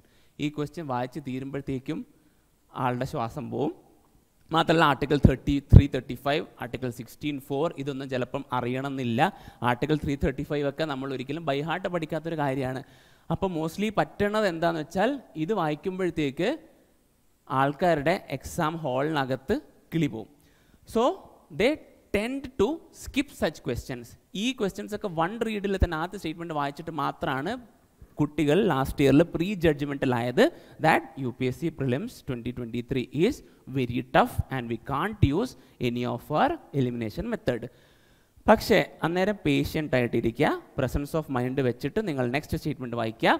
Article 335 of the constitution of India defines the term efficiency of administration. First of all, efficiency of administration എന്ന് പറയാനുള്ളത് ഒരു vague term ആണ്. You can't abstractly define such a term. മാത്രമല്ല constitution of India എന്നുള്ളത് എപ്പോഴും fundamentals of governance എന്നാണ് നമ്മൾ പറയാറ്. അതൊരു ബ്രോഡ് ഗൈഡ് ലൈൻസ് ആണ്. Constitution never defines or normally doesn't define any particular topic or subject. ഇപ്പോൾ ഷെഡ്യൂൾഡ് കാസ്റ്റ്, ഷെഡ്യൂൾഡ് ട്രൈബ്, വേറെ എന്താണേലും അങ്ങനത്തെ ഒരു ടേംസും 5th ഷെഡ്യൂൾ എന്താണ്, 6th ഷെഡ്യൂൾഡ് എന്താണെന്നതൊന്നും ഒന്നിൻ്റെ ഡെഫിനിഷൻ യൂഷ്വലി കോൺസ്റ്റിറ്റ്യൂഷൻ തരാറില്ല. ജസ്റ്റ് ബ്രോഡ് ഗൈഡ് ലൈൻസ് മാത്രമേ തരാറുള്ളൂ. സോ ആ ഒരു ഐഡിയ നിങ്ങൾ പഠിക്കുമ്പോൾ എന്തായാലും നിങ്ങൾക്ക് കിട്ടുന്നതായിരിക്കും പോളിറ്റിയിലൊക്കെ. സോ ആ ഒരു ഐഡിയ ഉണ്ടെങ്കിൽ ഇതിൻ്റെ സ്റ്റേറ്റ്മെൻറ്റ് 1ൻ്റെ ഫാക്ച്വൽ ഇൻഫർമേഷൻ നിങ്ങൾക്കില്ലെങ്കിലും സ്റ്റേറ്റ്മെൻറ്റ് 2ലെ ഈ ambiguity വെച്ചിട്ട് you can easily eliminate that statement and the answer becomes option C. Okay, so next comes linguistic deductions. Linguistic deduction എന്ന് വെച്ചാൽ നിങ്ങൾക്ക് അറിയാത്തൊരു കോൺസെപ്റ്റിനെ കുറിച്ച് ക്വസ്റ്റ്യൻ വരികയാണെങ്കിൽ ആ തന്നിരിക്കുന്ന കോൺസെപ്റ്റിൻ്റെ വേർഡ് മീനിങ് വെച്ചിട്ട് നിങ്ങൾക്ക് ആൻസറിലോട്ട് എത്താൻ സാധിക്കും. So let's see here. The question is about how many of the above are considered intangible investment. Intangible എന്ന് വെച്ചാൽ എന്താണ്? അല്ലെങ്കിൽ tangible എന്ന് വെച്ചാൽ എന്താണ്? Something that has physical presence. So obviously intangible becomes something that don't have a physical presence. So ഇപ്പോൾ ഇവിടെ നോക്കാം, ബ്രാൻഡ് റെക്കഗ്നീഷൻ. ഇപ്പോൾ നമ്മുടെ ചുറ്റുവട്ടത്തുള്ള ഏതാണ്? ആപ്പിൾ. ആപ്പിളിൻ്റെ brand value is very high. പക്ഷേ അതിനൊരു ഫിസിക്കൽ പ്രസൻസ്, ആപ്പിളിൻ്റെ ബ്രാൻഡ് റെക്കഗ്നീഷൻ എത്രയാണ് എന്ന് ചോദിച്ചാൽ നിങ്ങൾക്ക് എന്തെങ്കിലും ചൂണ്ടിക്കാണിക്കാൻ പറ്റില്ലല്ലോ. അത് ജസ്റ്റ് ഒരു പെർസെപ്ഷനൽ ആണ്. So brand recognition is intangible. Inventory. Inventory എന്ന് വെച്ചാൽ ഈ ക്ലാസ് റൂമിൽ എത്ര ചെയർസ് ഉണ്ട്, അല്ലെങ്കിൽ ഒരു ഗോഡൗണിൽ എത്ര എക്യുപ്മെൻറ്റ്സ് ഉണ്ട്, അല്ലെങ്കിൽ എത്ര കാറുണ്ട്, അതൊക്കെ ഫിസിക്കൽ പ്രസൻസ് ആൻഡ് ക്വാണ്ടിഫൈ ചെയ്യാൻ പറ്റുന്ന കാര്യങ്ങളാണ്. So inventory is tangible. Then intellectual property. Intellectual property എന്ന് പറയുമ്പോൾ സംബഡീസ് ഐഡിയ ആവാം. ഇപ്പോൾ പെപ്സിയുടെ റെസിപ്പി, അല്ലെങ്കിൽ KFCയുടെ റെസിപ്പി, അല്ലെങ്കിൽ ഒരു സോങ്, അതൊക്കെയാണ് ഇൻ്റലക്ച്വൽ പ്രോപ്പർട്ടി എന്ന് പറയുന്നത്. പക്ഷേ ഇതിനൊക്കെ റെസിപ്പിക്ക് ഒരു ഫിസിക്കൽ പ്രസൻസ് ഉണ്ടോ? ഇല്ല. സോ അത് ഇൻടാഞ്ചിബിൾ ആണ്. And then comes mailing list of clients. ഇത് ക്ലയൻസ് എന്ന് പറയുകയാണെങ്കിൽ ഓക്കെ, അവർക്കൊരു ഫിസിക്കൽ പ്രസൻസ് ഉണ്ടെന്ന് പറയാം. But this is just mailing list of clients. ഒരു പേപ്പറിൽ എല്ലാവരുടെയും ഇമെയിൽ ID എടുത്തു വെച്ചു എന്നേ ഉള്ളൂ. അപ്പോൾ ആ ഇമെയിൽ IDക്ക് ഒരു ഫിസിക്കൽ പ്രസൻസ് ഇല്ല, ജസ്റ്റ് ഒരു ലിസ്റ്റ് മാത്രമാണ്. May be it can be A digital list as well. So അതിനും ഒരു ഫിസിക്കൽ പ്രസൻസ് ഇല്ല. So that is intangible. അങ്ങനെ ആൻസർ ബിക്കംസ് ഓൺലി 3. ഇവിടെ നിങ്ങൾ നോക്കണം, നിങ്ങൾക്ക് ഇൻടാഞ്ചിബിൾ ഇൻവെസ്റ്റ്മെൻറ്റ് നിങ്ങൾ എക്കണോമിക്സിൽ പഠിച്ചിട്ടില്ല എന്നാണെങ്കിൽ കൂടെ ജസ്റ്റ് ഈ വേർഡ് മീനിങ് വെച്ചിട്ട് ഈ വേർഡ്സും കോറിലേറ്റ് ചെയ്തിട്ട് you can arrive at the right answer. And next comes, which one of the following best describes the concept of small farmer large field. Small farmer എന്ന് വെച്ചാൽ എന്താ? ഒരു farmer who has small area of field. അത് നിങ്ങൾക്ക് guess ചെയ്യാൻ പറ്റുന്നില്ല. Small farmer എന്ന് വെച്ചാൽ ഒബ്വിയസ്ലി ഹൈറ്റ് കുറഞ്ഞ ഫാർമർ എന്നുള്ളതായിരിക്കില്ല. ഫാമറിൻ്റെ സൈസ് നമ്മൾ അളക്കണത് അയാളുടെ ലാൻഡ് ഹോൾഡിംഗ് വെച്ചിട്ടാണ്. So small farmer large field, ഒരു ഏരിയ കുറഞ്ഞ ഒക്യുപ്പൻസി ഉള്ള ഒരു ഫാമറും ലാർജ് ഫീൽഡ് എന്തോ ഒരു റിലേഷൻ തമ്മിലുണ്ട്. അതെന്താണെന്ന് നമ്മൾക്കറിയില്ല. സോ മീനിങ് വെച്ചിട്ട് will analyse the statements. Resettlement of a large number of people uprooted from their countries due to war by giving them a large cultivable land which they cultivate collectively and share the produce. Here it mostly talks about refugee crisis alla directly, but resettlement of refugees ne kurichana parayanathu. Large cultivable land they have mentioned, പക്ഷേ small farmer ennulla concept ivide varunilla. So you can eliminate that. Many marginal farmers in an area organize themselves into groups and synchronize and harmonize selected agricultural operations. So this is kind of defines cooperative mechanism. ആ ഒരു മെക്കാനിസത്തെ കുറിച്ചാണ് ഇവിടെ പറയുന്നത്. കോപ്പറേറ്റീവൈസേഷൻ എന്ന് വെച്ചാൽ എന്താണ്? ഒരുപാട് farmers ഉണ്ടാകും. ആ ഫാമേഴ്സ് എല്ലാവരും സ്മോൾ ഫാമേഴ്സ് ആയിരിക്കും. അവർ ഒരുമിച്ച് വന്നിട്ട് ദേ ഡിസൈഡ് ദാറ്റ് അവരുടെ എല്ലാ ഫീൽഡും ജോയിൻ ചെയ്യിപ്പിച്ചിട്ട് അവരുടെ അഗ്രികൾച്ചർ ആക്ടിവിറ്റീസൊക്കെ സിങ്ക്രണൈസ് ചെയ്ത് മെഷീൻസും എക്യുപ്മെൻറ്റ്സും ക്യാപിറ്റൽ പൂളിങ്ങും എല്ലാം ഒരുമിച്ച് ചെയ്യാം എന്നുള്ള കോൺസെപ്റ്റാണ് കോപ്പറേറ്റീവൈസേഷൻ. സോ ഈ കാര്യം ഈ സ്റ്റേറ്റ്മെൻറ്റും ഓൾമോസ്റ്റ് അതാണ് പറയണത്. മാർജിനൽ ഫാമേഴ്സ് എല്ലാവരും കൂടി ഒരുമിച്ച് വന്ന് ഒരു ലാർജ് ഫീൽഡ് ഉണ്ടാക്കുകയാണ്. സോ ഇത് ഓൾറെഡി നമ്മൾക്ക് ഇങ്ങനത്തെ ഒരു സ്റ്റേറ്റ്മെൻറ്റ് കണ്ടു, നമ്മൾ സാറ്റിസ്ഫൈഡ് ആണെങ്കിലും we can't directly conclude it as correct. So ഇത് നമ്മൾക്ക് ഒരു ഹോൾഡിൽ വെക്കാം. ബിക്കോസ് ചിലപ്പോൾ ഇതിലും കൂടുതൽ കറക്റ്റായിട്ടുള്ള സ്റ്റേറ്റ്മെൻറ്റ് താഴെ ഉണ്ടോ എന്നുള്ളത് നിങ്ങൾ ശരി വരുത്തണം. Many marginal farmers in an area together make a contract with a corporate body and surrender their land to the corporate body for a fixed term for which the corporate body makes a payment of agreed amount to the farmers. ഇവിടെ mostly ഒരു contract ഫാമിങ്ങിനെ കുറിച്ചാണ് പറയണത്. കുറേ small farmers ഒരു കമ്പനിക്ക് land കൊടുക്കുകയാണ്. അപ്പോൾ അവിടെ ഒരു ഡയറക്റ്റ് ഫാമർ ഇൻവോൾവ്മെൻറ്റ് വരുന്നില്ല. അതും പോട്ടെ, സ്മോൾ ഫാമർ ലാർജ് ഫീൽഡ് എന്നുള്ളൊരു കോൺസെപ്റ്റിനെ കുറിച്ച് ഇവിടെ ഡയറക്റ്റ്ലി പറയണില്ല. A company extends loans, technical knowledge and material inputs to a number of small farmers in an area so that they produce the agriculture commodity required by the company for its manufacturing processes and commercial production. Idum, it's kind of a contract farming itself. So ഇവിടെയാണെങ്കിലും small farmer large field എന്നുള്ളൊരു കോൺസെപ്റ്റിനൊരു clarity ഈ സ്റ്റേറ്റ്മെൻറ്റിൽ വരുന്നില്ല. So അങ്ങനെ നോക്കുകയാണെങ്കിൽ among the four the most probable statement is B. ഈ concept നിങ്ങൾക്ക് directly അറിയാമെങ്കിൽ ഡയറക്റ്റ്ലി ബിയിലോട്ട് പോകാം. പക്ഷേ നമ്മൾക്ക് ഒരു കോൺസെപ്റ്റും അറിയില്ല. ആ ഒരു സിറ്റുവേഷനിൽ നമ്മൾ ആ വേർഡ് മീനിങ് വെച്ചിട്ട് എങ്ങനെ ആൻസറിലേക്ക് എത്തും എന്നുള്ളതാണ് നമ്മളിവിടെ നോക്കിയത്. And next comes educated guess. Interest income from the deposits in infrastructure investment trust in which distributed to their investors is exempted from tax, but the dividend is taxable. InVIT എന്നുള്ളത് ആ പ്രിലിംസിൻ്റെ സമയത്തൊക്കെ ഒരുപാട് കറണ്ട് അഫയേഴ്സിൽ ഉണ്ടായിരുന്നൊരു കോൺസെപ്റ്റാണ്. So current affairs follow ചെയ്തിരുന്ന ആളാണെങ്കിൽ അല്ലെങ്കിൽ ബേസിക് എക്കണോമിക്സിൽ കുറച്ച് സ്ട്രോങ് ആണെങ്കിൽ ഇത് ബൈ ഡിഫോൾട്ട് നിങ്ങൾക്ക് അറിഞ്ഞിരിക്കേണ്ടതാണ്. പക്ഷേ അറിഞ്ഞില്ലെങ്കിലും that's completely fine. Infrastructure investment trust എന്നൊക്കെ പറയുമ്പോൾ ഒരു കൈൻഡ് ഓഫ് മ്യൂച്വൽ ഫണ്ട് പോലത്തെ ഒരു ഇൻവെസ്റ്റ്മെൻ്റ് ആണ്. സോ അങ്ങനത്തെ ഒരു സ്ഥലത്ത് നമ്മൾ പബ്ലിക് മോസ്റ്റ്ലി ഇൻവെസ്റ്റ് ചെയ്യുന്ന ആൾക്കാരെല്ലാവരും കുറച്ച് ടോപ്പ് ക്ലാസ് ആൾക്കാരായിരിക്കും. ഒരു പാവപ്പെട്ടവൻ പോയിട്ട് എന്താണ് ഒരു മ്യൂച്വൽ ഫണ്ടിൽ ഇൻവെസ്റ്റ് ചെയ്യില്ലല്ലോ. സോ ഒരു റിച്ച് ആയ ഒരാൾ ഒരു ഇൻവെസ്റ്റ്മെൻറ്റ് നടത്തുകയാണ്. അപ്പോൾ ആ ഇൻവെസ്റ്റ്മെൻറ്റ് നടത്തുമ്പോൾ why would the government except that ഇൻവെസ്റ്റ്മെൻറ്റിൽ നിന്നുള്ള ഇൻകം ഫ്രം ടാക്സ്? അത് കേൾക്കുമ്പോൾ തന്നെ കുറച്ചൊരു അബ്സേർഡായിട്ട് തോന്നില്ലേ? ബിക്കോസ് ഗവൺമെൻറ്റിന് എന്താ വേണ്ടത്? ടാക്സ് എമൗണ്ട് ആണ് വേണ്ടത്. They may reduce the tax to increase ease of doing business. പക്ഷേ എക്സംഷൻ എന്നുള്ളത് ഒരു പോസിബിൾ കാര്യമല്ല. സോ അങ്ങനെ നോക്കുകയാണെങ്കിൽ ഡയറക്റ്റ്ലി തന്നെ നിങ്ങൾക്ക് ഈ സ്റ്റേറ്റ്മെൻറ്റ് എലിമിനേറ്റ് ചെയ്യാവുന്നതാണ്.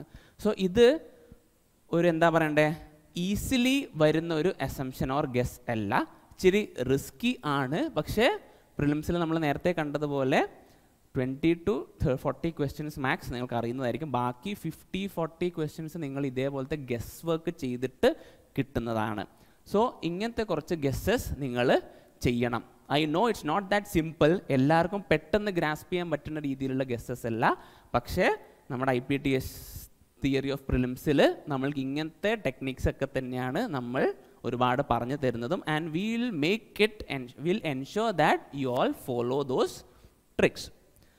അപ്പോൾ ഇവിടെ സെക്കൻഡ് സ്റ്റേറ്റ്മെൻറ്റ് നിങ്ങൾ ഒരു സ്റ്റേറ്റ്മെൻറ്റ് നിങ്ങൾക്ക് എലിമിനേറ്റ് ചെയ്ത് കിട്ടിയാലും പക്ഷേ നിങ്ങൾ എപ്പോഴും സെക്കൻഡ് സ്റ്റേറ്റ്മെൻറ്റ് കൂടി വായിക്കാൻ വേണ്ടി നോക്കുക. ചിലപ്പം ഫസ്റ്റ് സ്റ്റേറ്റ്മെൻറ്റിലുള്ള അസംഷൻസ് തെറ്റാവാം. InvITs are recognised as borrowers under the SARFAESI act 2002. അത് നമ്മൾക്കറിയില്ല. അറിയെങ്കിൽ നല്ലത്, അറിയില്ല എന്നാണെങ്കിലും that's fine. So first statement eliminate ചെയ്ത് കഴിഞ്ഞാൽ will get to option D as the answer. So ഇവിടെ നോക്കണം, ഇതൊക്കെ കൈൻഡ് ഓഫ് ഒരു എലിമിനേഷൻ ടെക്നിക്ക് തന്നെയാണ്. എലിമിനേഷൻ മെത്തേഡ് അപ്പോൾ 2023 എലിമിനേറ്റഡ് ആയിട്ടില്ല. And the next question. Recently, the United States of America and the European Union have launched the Trade and Technology Council. Maybe ചിലപ്പോൾ exam ടൈമിൽ നമ്മൾ കേട്ടിട്ടുണ്ടാവണമെന്നില്ല. Fair enough. USA and the EU claim that through this they are trying to bring technological progress and physical productivity under their control. അതിച്ചിരി ഒരു എന്താ പറയണ്ടേ, extreme statement ആയിപ്പോയില്ലേ? ഇപ്പോൾ ശരിയാണ്, USA definitely they will try to bring everything under their control. പക്ഷേ ഇന്നത്തെ international അഫയേഴ്സിൽ നമ്മൾ എന്താ കാണുന്നത്? Every country is trying to establish friendly relations with each other.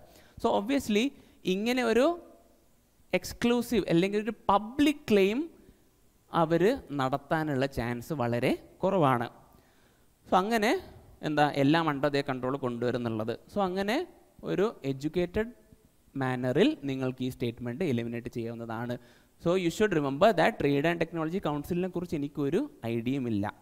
പക്ഷേ സ്റ്റിൽ ഇങ്ങനത്തെ ഒരു എക്സ്ട്രീം സ്റ്റേറ്റ്മെൻറ്റ് ഇവിടെ കണ്ടതുകൊണ്ട് ഒറ്റ നോട്ടത്തിൽ എക്സ്ട്രീമായി തോന്നണമെന്നില്ല, പക്ഷെ ഒന്ന് ഇരുത്തി അനലൈസ് ചെയ്താൽ you can easily realize that no country at this point of time will claim publicly that they are trying to bring everything under their control. അങ്ങനെ ഇത് eliminate ചെയ്തു and we get to option C as the answer. അപ്പം ഒരുപാട് tricks and techniques നിങ്ങളിലേക്ക് introduce ചെയ്തു and അതിൽ നിന്ന് നമ്മൾ വേറെ കാര്യം കൂടി കൺക്ലൂഡ് ചെയ്യാം. എന്താണ് ദാറ്റ് 2023 പ്രിലിംസിൽ ഈ ക്വസ്റ്റ്യൻസ്, ഈ ട്രിക്സ് ആൻഡ് ടെക്നിക്സ് എല്ലാം സ്റ്റിൽ വർക്ക് ചെയ്യുമായിരുന്നു. And the next important thing is conceptual clarity. അതാണ് നമ്മൾ ആദ്യം പറഞ്ഞിരുന്നത്, ബേസിക് നോളേജ് ഓഫ് എവറിത്തിങ് വേണമെന്ന്. ക്വസ്റ്റ്യൻ നോക്കാം. In the post pandemic recent past many central banks world wide had carried out interest rate hikes.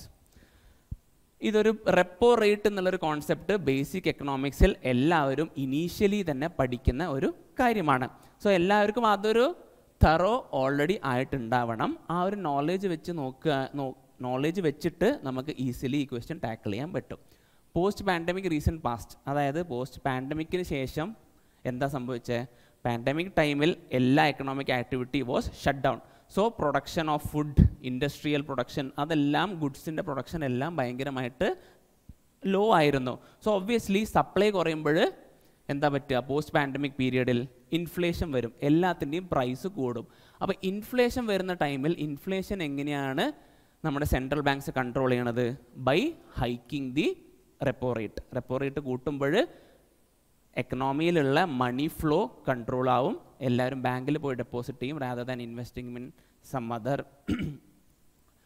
Areas. അങ്ങനെ money supply കുറയ്ക്കാൻ വേണ്ടി interest rate hike ചെയ്യും. So this becomes correct. Central banks generally assume that they have the ability to counteract the rising consumer prices via monetary policy means. Obviously, നമ്മൾ നേരത്തെ തന്നെ കണ്ടു that ഈ repo rate hike ചെയ്യേണ്ടത് inflation control ചെയ്യാൻ വേണ്ടിയിട്ടാണ്. ആ സെയിം സാധനം തന്നെയാണ് നമ്മളിവിടെ പറഞ്ഞിരിക്കുന്നതും. So answer becomes option A. May be ഈ കൺസെപ്റ്റ്സ് ഒക്കെ നിങ്ങൾക്ക് ഇപ്പോൾ ഫസ്റ്റ് ടൈമേഴ്സ് ആണെങ്കിൽ ഇതൊക്കെ ചിലപ്പം അറിയണമെന്നില്ല. ബട്ട് എക്കണോമിക്സ് പഠിക്കുമ്പോഴും അല്ലെങ്കിൽ ത്രൂ IPTS ക്വസ്റ്റ്യൻ സോൾവിങ് നിങ്ങൾ ഈ കോൺസെപ്റ്റ്സ് ഒക്കെ എല്ലാം തറോ ആയിട്ട് പഠിക്കുന്നതായിരിക്കും.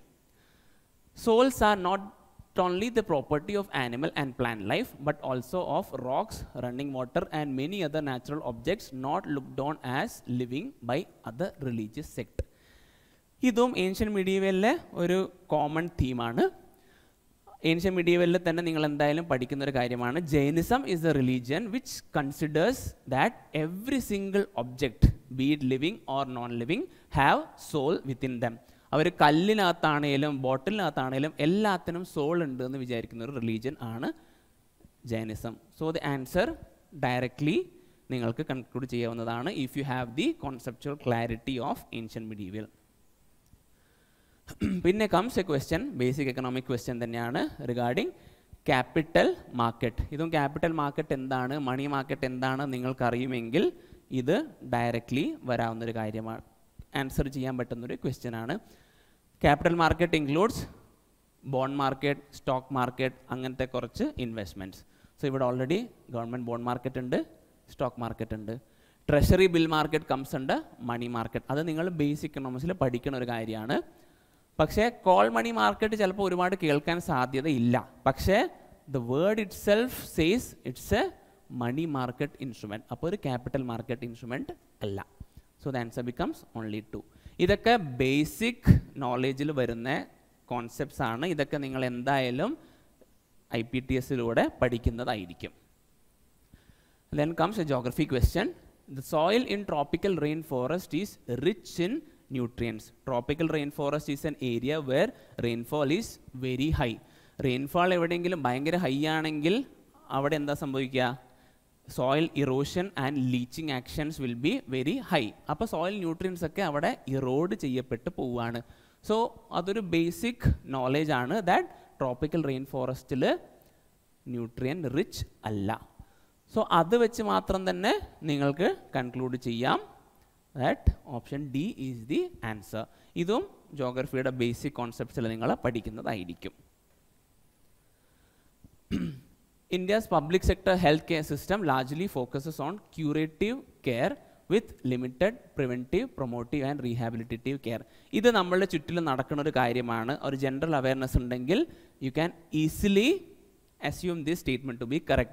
ഇതൊന്നും നിങ്ങൾ വേറെ ഒരു പെർട്ടിക്കുലർ സബ്ജക്റ്റിൽ ചിലപ്പോൾ പഠിക്കണം എന്നുള്ള കാര്യങ്ങളല്ല. ഇത് നമ്മളുടെ ഡേ ടു ഡേ അവയർനെസ്സിലൂടെ നമുക്ക് ചെയ്യാൻ പറ്റുന്ന ക്വസ്റ്റ്യൻസ് ആണ്.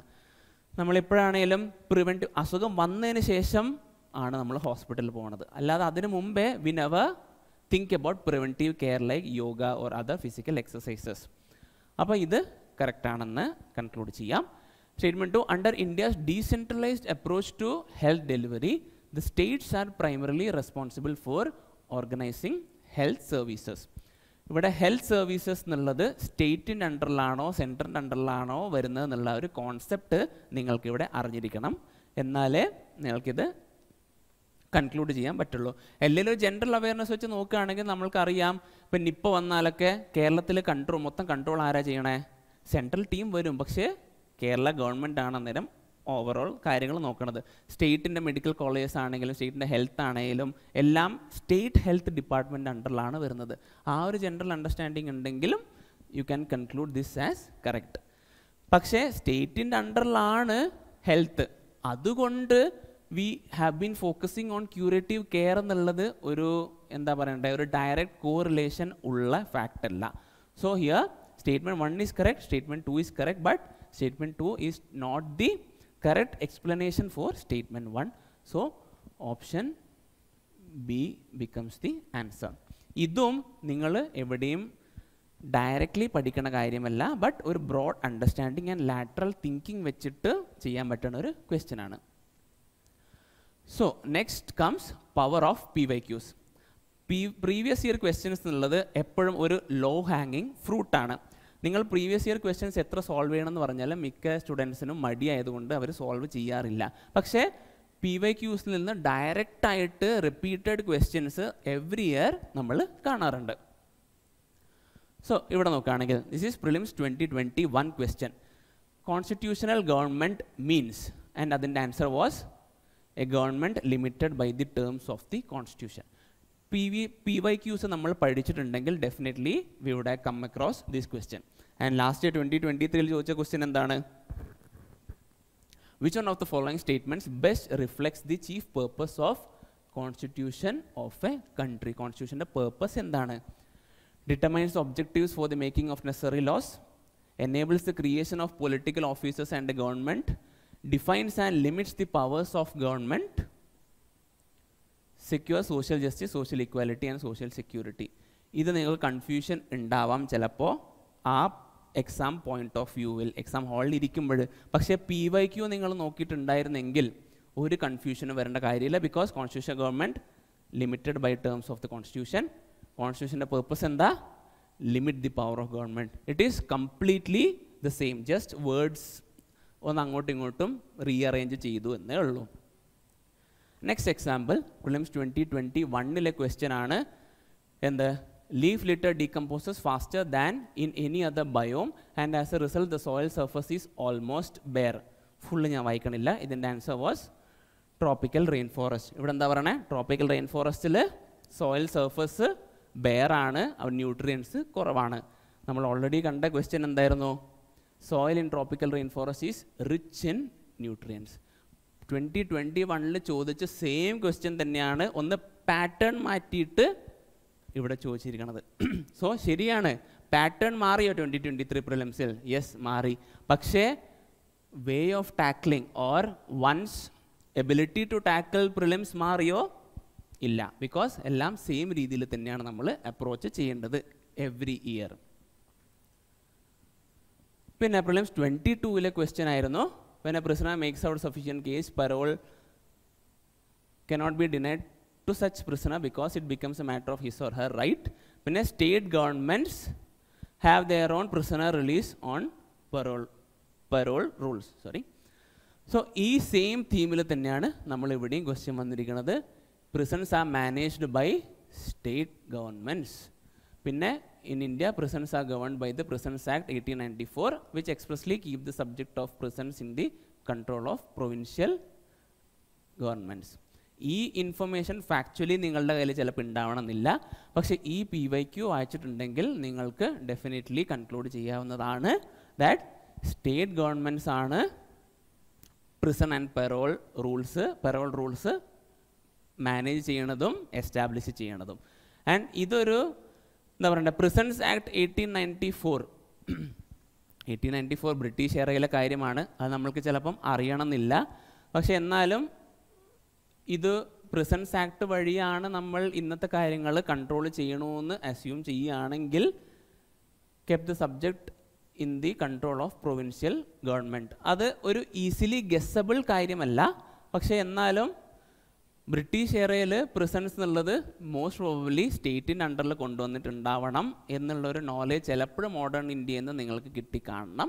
കിട്ടിയിട്ടില്ല എന്നാണെങ്കിൽ ഒരു വെരി റിസ്കി ഗസ് എടുത്തിട്ട് വേണമെന്നുണ്ടെങ്കിൽ ഇത് ചെയ്യാം. ബട്ട് ഈ ക്വസ്റ്റ്യൻ അത്രയും ഈസി അല്ല. But still previous year question നോക്കുകയാണെങ്കിൽ അറ്റ്ലീസ്റ്റ് ഈ സ്റ്റേറ്റ്മെൻറ്റിനെ കുറിച്ചെങ്കിലുള്ള ഡയറക്റ്റ് ഇൻഫർമേഷൻ നിങ്ങൾക്ക് കിട്ടുമായിരുന്നു. ആൻഡ് പ്രിലിംസ് 2012 ക്വസ്റ്റ്യൻ ആണ്. നിങ്ങൾ വിചാരിക്കും 2012 11 ഇയേഴ്സ് എഗോ ഉള്ള ക്വസ്റ്റ്യൻ ആണ്, ഇതൊക്കെ ആരാ നോക്കുക. പക്ഷേ IPTS നമ്മൾ ലാസ്റ്റ് 10 to 12 ഇയേഴ്സിൻ്റെ പ്രീവിയസ് ഇയർ ക്വസ്റ്റ്യൻസ് നമ്മൾ കംപ്ലീറ്റ്ലി സ്റ്റുഡൻസിനെ കൊണ്ട് സോൾവ് ചെയ്യിപ്പിക്കാറുണ്ട്. സോ ലാസ്റ്റ് ഇയർ ആണെങ്കിലും ഇതൊക്കെ മിക്ക ആസ്പിരൻസും ചെയ്തിട്ടുള്ള ക്വസ്റ്റ്യൻസ് ആണ്. സോ ഇതിൽ ചോദിച്ചു, consider the following statements. Chlorofluorocarbons known as ozone depleting substances are used in the production of plastic foam, tubeless tire, electronic components and pressurizing agents in aerosol cans. അപ്പോൾ നിങ്ങൾക്ക് എൻവയൺമെൻറ്റിൽ മിക്കവാറും പഠിച്ചിട്ടുള്ള കാര്യമായിരിക്കണം. ക്ലോറോഫ്ലൂറോകാർബൺസ് ഒരു highly polluting component ആയതുകൊണ്ട് we replaced it with hydrofluorocarbons in the whole globe. So chlorofluorocarbons ഉപയോഗിച്ച് same യൂസസിന് വേണ്ടി തന്നെ ആയിരിക്കുമല്ലോ നമ്മൾ ഹൈഡ്രോഫ്ലൂറോകാർബൺസ് യൂസ് ചെയ്തിട്ടുണ്ടാവുക. ഇവിടെ ചോദിച്ചിരിക്കുന്നത് എന്തൊക്കെയാണ്? Aerosol, foam agent and fire retardant lubricants. ഇത് രണ്ടും ഡയറക്റ്റ്ലി അവിടെ കൊടുത്തിട്ടില്ല. പക്ഷെ എന്നാലും ഈ 2-3 കാര്യങ്ങളിൽ യൂസ് ചെയ്തു എന്നുള്ളത് നമ്മൾക്ക് ഡയറക്റ്റ്ലി PYQ കണ്ടിട്ടുണ്ടെങ്കിൽ ഇവിടെ കൺക്ലൂഡ് ചെയ്യാൻ പറ്റുമായിരുന്നു. സോ PYQസിൻ്റെ ഇമ്പോർട്ടൻസ് കണ്ടു. And last but not the least, relevance of NCERTs. NCERTസിന് ഇമ്പോർട്ടൻസ് കുറവാണ് എന്നൊക്കെ നേരത്തെ എല്ലാവരും പറഞ്ഞ് നിങ്ങൾ കേട്ടിട്ടുണ്ടാകാം. പക്ഷേ NCERT was and will be the foundational book for UPSC preparation. ഇവിടെ സീസ്മോഗ്രാഫ്, P waves, S wavesനെ പറ്റിയുള്ളൊരു ക്വസ്റ്റ്യൻ ആണ്. അതിൻ്റെ ഡയറക്റ്റ് എക്സ്പ്ലനേഷൻ വിത്ത് ഡയഗ്രാം നമ്മൾ geography NCERT interior of the എർത്തിൽ അതിൻ്റെ വിത്ത് എക്സ്പ്ലനേഷൻ നമ്മൾക്ക് കൊടുത്തിട്ടുണ്ട്. സോ ജോഗ്രഫി NCERT നിങ്ങൾ വായിച്ചിട്ടുണ്ടെങ്കിൽ ഈ ക്വസ്റ്റ്യൻ ഡയറക്റ്റ്ലി നിങ്ങൾക്ക് ടാക്കിൾ ചെയ്യാൻ പറ്റുമായിരുന്നു. And the next is, in which one of the following region was Danyakataka, which flourished as a prominent Buddhist center under Mahasangikas located?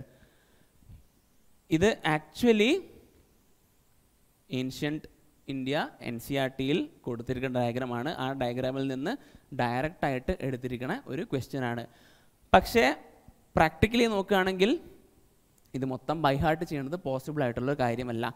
So NCERT വായിച്ചിട്ടുണ്ട്, ഇതിനെക്കുറിച്ച് ഒരു idea ഉണ്ടെങ്കിൽ നിങ്ങൾക്ക് ഡയറക്റ്റ്ലി ആൻസർ ചെയ്യാം. പക്ഷേ സച്ച് ക്വസ്റ്റ്യൻസ് ആ ഇൻഫർമേഷൻ ഇല്ലെങ്കിലും ഇപ്പം നമുക്ക് വേറൊരു രീതിയിൽ ടാക്കിൾ ചെയ്യാം. എന്താണ്? ധന്യകട്ടക്ക എന്ന് വായിക്കുമ്പോൾ ഏൻഷ്യൻ മീഡിയയിൽ നമ്മൾ വക്കട്ടക്ക ഡൈനാസ്റ്റി എന്നുള്ളത് എന്തായാലും പഠിച്ചിട്ടുണ്ടായിരുന്നിരിക്കണം. സോ അതിൻ്റെ ഒരു മാപ്പ് ഓർമ്മയുണ്ടെങ്കിൽ വക്കട്ടക്ക ഡൈനാസ്റ്റി ഈ ഒരു റീജിയനിലായിരുന്നു ഉണ്ടായിരുന്നത്. സോ ആ ഒരു ഐഡിയ വെച്ചിട്ട് ഇപ്പം നമ്മളൊക്കെ ചെയ്തപ്പോൾ ഇങ്ങനെയെന്ന് ആലോചിച്ച് വക്കട്ടക്കയുടെ ഏതെങ്കിലും ഒരു സബ്സിഡിയറി ഡൈനാസ്റ്റി വല്ലതുമായിരിക്കും ധന്യകട്ടക്ക. സോ അങ്ങനെയാണെങ്കിൽ ആ ഒരു റീജിയനിൽ തന്നെ ആയിരുന്നിരിക്കണം ഉണ്ടായിരുന്നത്. സോ അങ്ങനെ നോക്കുകയാണെങ്കിൽ ഓപ്ഷൻസിൽ പറയുന്നതിൽ ആന്ധ്ര ഇവിടെയാണ്, ഗാന്ധാര ഈ റീജിയനിലാണ്, Kalinga it's quite close by ഇവിടെയാണ്, ആൻഡ് മഗധ ഇവിടെയാണ്. സോ ആ ഒരു ഐഡിയ വെച്ചിട്ട് ധന്യകട്ടക എക്സാം ഹാളിൽ വെച്ചിട്ടാണ് നമ്മൾ ആദ്യമായിട്ട് കേൾക്കണത്. ഒരു ഐഡിയയും ഇല്ല ആ ഡൈനാസ്റ്റിയെക്കുറിച്ച്. പക്ഷേ സ്റ്റിൽ നമ്മൾക്ക് ആ ഒരു ലിംഗ്വിസ്റ്റിക് ഡിഡക്ഷൻ അല്ല, പക്ഷെ എന്നാലും ഒരു ലിംഗ്വിസ്റ്റിക് സിമിലാരിറ്റി വെച്ചിട്ട് നമ്മൾക്ക് ഈ ക്വസ്റ്റ്യൻ ടാക്കിൾ ചെയ്യാം. That with Andhra as the answer. So ഇത്രയും ക്വസ്റ്റ്യൻസ് നമ്മൾ ഓൾറെഡി സോൾവ് ചെയ്ത് കഴിഞ്ഞു. അപ്പോൾ ഇതിൽ നിന്നും നമ്മൾക്ക് എന്താ മനസ്സിലാക്കേണ്ടത്? All those myths and reactions which were prevailing in the market after 2023 prelims are not correct. എല്ലാ ഓൾഡ് ട്രിക്സ് ആൻഡ് ടെക്നിക്സ് പ്രിലിംസിൽ ആപ്ലിക്കബിൾ ആയിരുന്നു. NCERT റിലവൻ്റ് ആയിരുന്നു, PYQ റിലവൻ്റ് ആയിരുന്നു, ആൻഡ് ബേസിക് കോൺസെപ്ച്വൽ ക്ലാരിറ്റീസും റിലവൻ്റ് ആയിരുന്നു. ഇതൊക്കെ ഉണ്ടായിരുന്നെങ്കിൽ നിങ്ങൾക്ക് സുഖമായിട്ട് ഒരു 100-110 മാർക്സ്, അല്ലെങ്കിൽ അത്രയും പോകണില്ല, ഒരു 90 to 100 മാർക്സ് സ്കോർ ചെയ്യാൻ പറ്റുമായിരുന്നു. ഇതൊക്കെ കേട്ടാൽ definitely you will be amused thinking ഇത്ര എളുപ്പമാണെങ്കിൽ പിന്നെ എന്തുകൊണ്ട് എല്ലാവരും പ്രിലിംസ് ക്ലിയർ ചെയ്യണില്ല? ലാസ്റ്റ് ഇയർ ഒരുപാട് പിള്ളേർ പ്രിലിംസ് ഫെയിലായി. Then what is the reason behind that? അല്ലെങ്കിൽ ഇത്ര എളുപ്പമാണെങ്കിൽ നമ്മൾക്ക് എന്തുകൊണ്ട് അത് ചെയ്യാൻ പറ്റണില്ല എന്നുള്ള ഒരുപാട് ഡൗട്ട്സ് ഒക്കെ വരാം. അതിൻ്റെ പ്രശ്നം എന്ന് വെച്ചാൽ കോമൺ മിസ്റ്റേക്സ് ഒരുപാടുണ്ട് which every aspirant are tend to repeat every time. Like CSAT ലാസ്റ്റിൽ നോക്കാം. They always think that CSAT last 2 months നമ്മൾക്ക് ക്ലിയർ ചെയ്തെടുക്കാം, അന്നേരം ഒരു പ്രാക്ടീസ് ചെയ്താൽ മതി. ഇപ്പോഴേ ചെയ്തു തുടങ്ങിയാൽ അതൊരു ബോറ് പരിപാടിയാണ്. And will focus more on GS because it's important for mains as well. പക്ഷേ അവിടെയാണ് എല്ലാവർക്കും ഇഷ്യൂ വരുന്നത്. Because CSAT requires continuous practice for a longer period of time.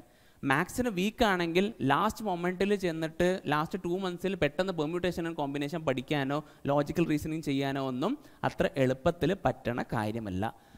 So അതൊരു ഇഷ്യൂ ആണ്. പിന്നെ എത്ര ചെയ്യണമെന്ന് പറഞ്ഞാലും people tend to ignore PYQs. They just keep on studying the subject materials. Studying more, practicing less. എല്ലാ സ്റ്റുഡൻസിനും ഉള്ള ഒരു യൂഷ്വൽ ടെൻഡൻസിയാണ് എന്ത്? That they'll keep on studying. Maybe ഒരു ഡേ 10, 12, 14 hours ഒക്കെ ചിലപ്പോൾ പഠിക്കും. But they just keep on studying the same thing again and again. Polity എടുത്ത് ഡേയ്സ് ആൻഡ് ഡേയ്സ് പോളിറ്റി വെച്ചിരിക്കും. പക്ഷേ അതിൻ്റെ ക്വസ്റ്റ്യൻസ് സോൾവ് ചെയ്യുക എന്നുള്ളത് എല്ലാവർക്കും മടിയുള്ളൊരു കാര്യമാണ്. അത് മാത്രമല്ല, ക്വസ്റ്റ്യൻസ് ഇൻ കേസ് ചെയ്യുകയാണെങ്കിൽ ഒരു ക്വസ്റ്റ്യൻ പേപ്പർ ചെയ്യും, എന്നിട്ട് അതിൻ്റെ മാർക്ക് കാണും. മാർക്ക് ഇച്ചിരി ലോ ആണെങ്കിൽ they also feel low, and after that they assume that അവർ പഠിച്ചത് കുറവായതുകൊണ്ടാണ്, കോൺസെപ്ച്വൽ ക്ലാരിറ്റി ഇല്ലാത്തത് കൊണ്ടാണ് മാർക്ക് കുറഞ്ഞതെന്ന് വിചാരിച്ചിട്ട് ടെസ്റ്റ് പേപ്പർ അടച്ചു വയ്ക്കും. പിന്നെയും ലക്ഷ്മികാന്ത് തുറന്ന് പഠിച്ചു തുടങ്ങും. Instead of properly analysing their question paper or the way they have attempted the questions. അപ്പം ഞാൻ നേരത്തെ പറഞ്ഞതുപോലെ തന്നെ കോൺസെപ്ച്വൽ ക്ലാരിറ്റി വേണം. Definitely you have to read Laxmikanth for polity. പക്ഷേ പഠിച്ചതിനെ കൊണ്ട് മാത്രം കാര്യമില്ല, ഒബ്ജക്റ്റീവ് സ്കിൽസ് നിങ്ങൾ ഡെവലപ്പ് ചെയ്ത് എടുക്കണം. അത് ചെയ്യണമെന്നുണ്ടെങ്കിൽ നിങ്ങൾ കൂടുതൽ പ്രാക്ടീസ് ചെയ്യണം. സോ അതാണ് വേറൊരു major mistakes done by aspirants before exam. പിന്നെ പഠിക്കുന്ന സമയത്താണെങ്കിലും പോർഷൻ തീരുന്നില്ല, എനിക്ക് പഠിച്ചിട്ട് തീരുന്നില്ല, മാർക്ക് കുറവാണെന്നൊക്കെ പറഞ്ഞ് ഓവർ സ്ട്രെസ്ഡ് ആയിട്ട് ഇരിക്കും.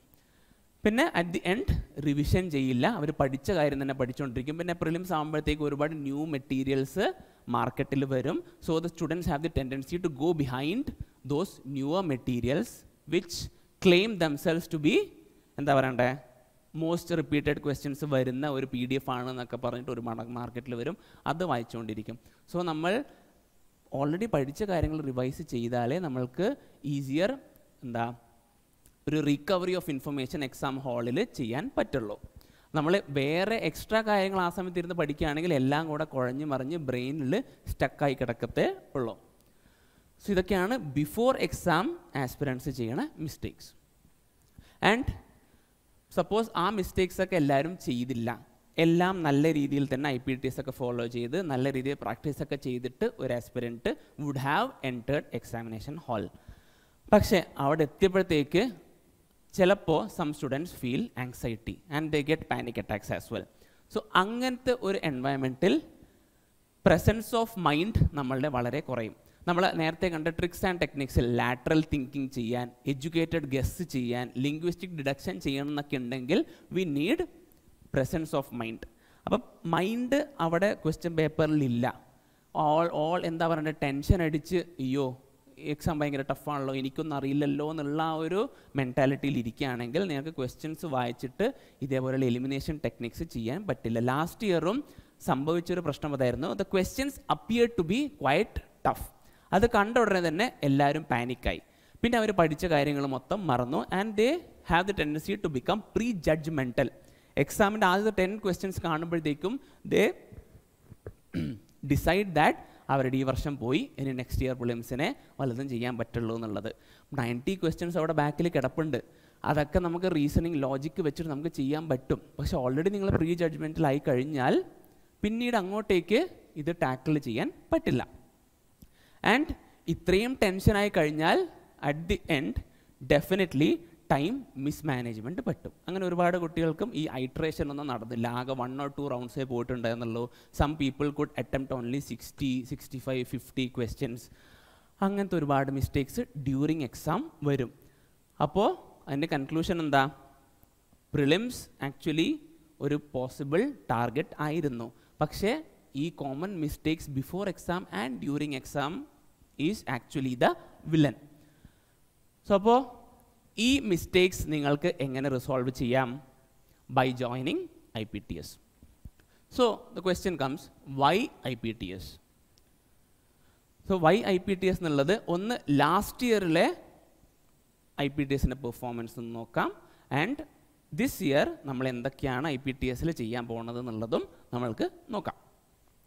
ലാസ്റ്റ് ഇയറിൽ, as we have already seen, assertion and reasoning type of question was introduced by UPSC for the first time in 2023.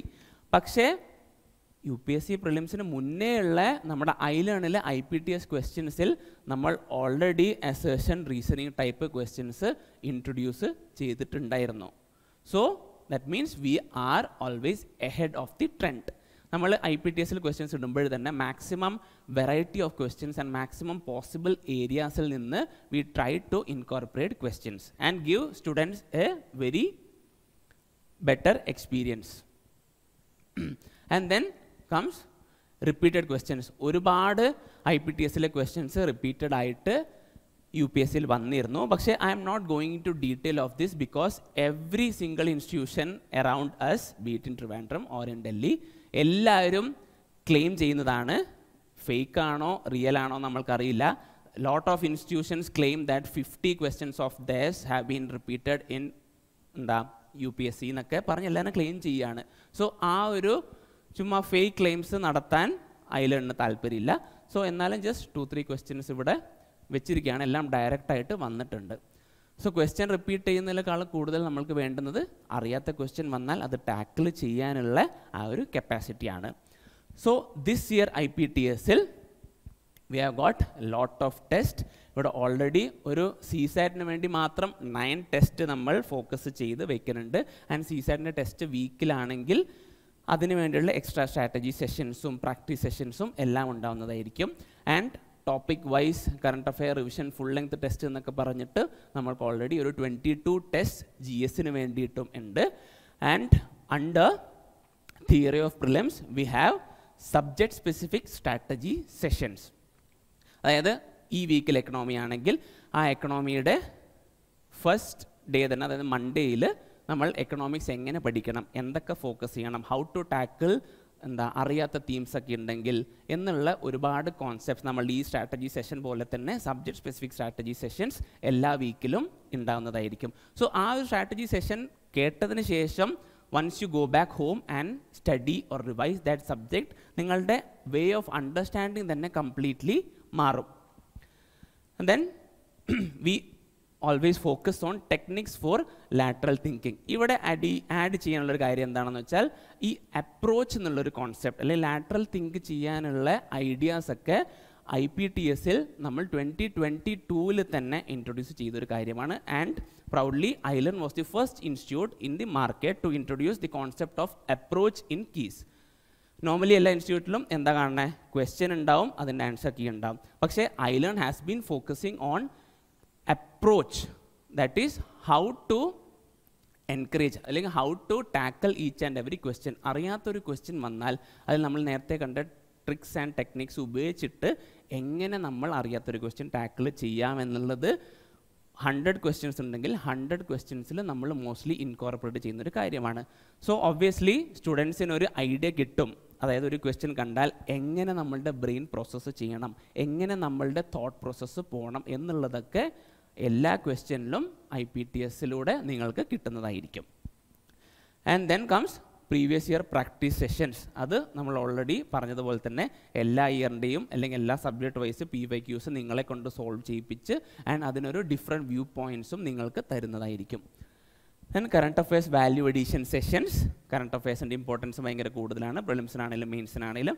So അതിനൊക്കെയുള്ള എക്സ്ട്രാ സെഷൻസും എക്സ്ട്രാ മെറ്റീരിയൽസൊക്കെ will definitely be provided by iLearn. And daily NCERT practice sessions. നമ്മൾ NCERTയുടെ importance കണ്ടു. So NCERTയിൽ നിന്നും direct questions നിങ്ങൾക്ക് അത് solve ചെയ്യാനുള്ള ഒരുപാട് സെഷൻസും നമ്മൾ എക്സ്ട്രാ കണ്ടക്ട് ചെയ്യുന്നതായിരിക്കും.